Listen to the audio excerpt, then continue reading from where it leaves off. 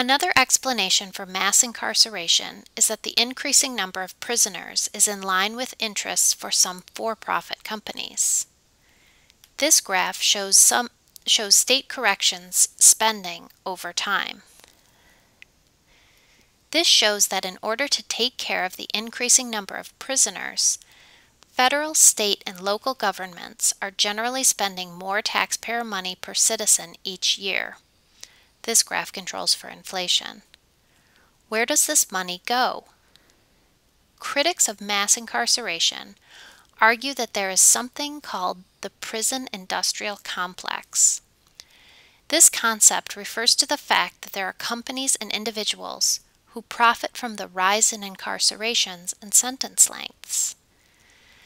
There is a private for-profit prison industry that promotes increasing incarceration rates in order to increase their profits. In the past, the local, state, and federal government had correctional divisions that handled prisoner care in-house, meaning with government employees.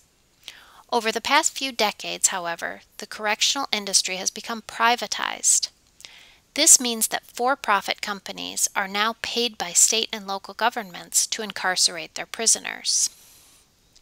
Note, 19 states still do not allow for private for-profit prisons. When prisons are not-for-profit divisions of the government, there is no incentive to incarcerate prisoners. However, when companies are making money off of each additional prisoner they house, incentives for increased incarceration rates are present. The largest for-profit prison company is Corrections Corporation of America, or CCA. Profits at CCA have increased 500% in the last 20 years, which is incredible when compared to the U.S. economy, the GDP, which has grown by only 35%. Researchers have found that 2/3 of private prison contracts include occupancy requirements. This means that as part of a for-profit prison's contract, the state has to make sure it has a minimum number of prisons in it at any given time, or the state has to pay them for the unused beds and cell space. The for-profit prisons make sure this is part of the contract because they want to ensure that they don't lose money. In Arizona, 3 for-profit prisons have a 100% occupancy requirement. As part of their contract, the state needs to ensure that these prisons are always at maximum capacity. This indirectly puts pressure on states to make convictions.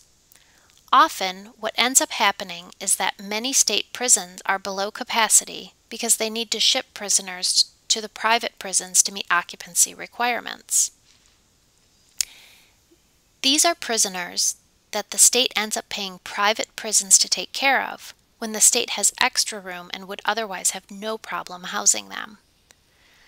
Critics of for-profit prisons have also pointed to potential ethical concerns. Because for-profit prisons try to cut costs in order to keep profits as high as possible, they may not invest in the types of programs public prisons do. A study comparing a CCA prison to a state-run one in Minnesota found that the state-run prison was more likely to have involvement in education and vocational programs among inmates, as well as more likely to have licensed professionals running the programs. The state prison also offered a full-time chemical addiction treatment program that was not available at the CCA prison. Critics also argue that profit motive incentivizes prisons to lengthen sentences. For example, in Florida, a state-appointed prison monitor found a corporate memo from Correctional Services Corporation, a for-profit prison company, to the staff at Pahokee Youth Development Center, directing them to, quote, hold juveniles beyond their scheduled release dates to increase the company's income by $3,400. Also, the Courier-Journal in Kentucky reported that CCA guards are encouraged to write up prisoners for minor infractions, which eventually lead the prisoners to being put in a segregation. Prisoners that get put in segregation get 30 days added to their sentences, which can generate up to an additional $1,000 in profit per prisoner.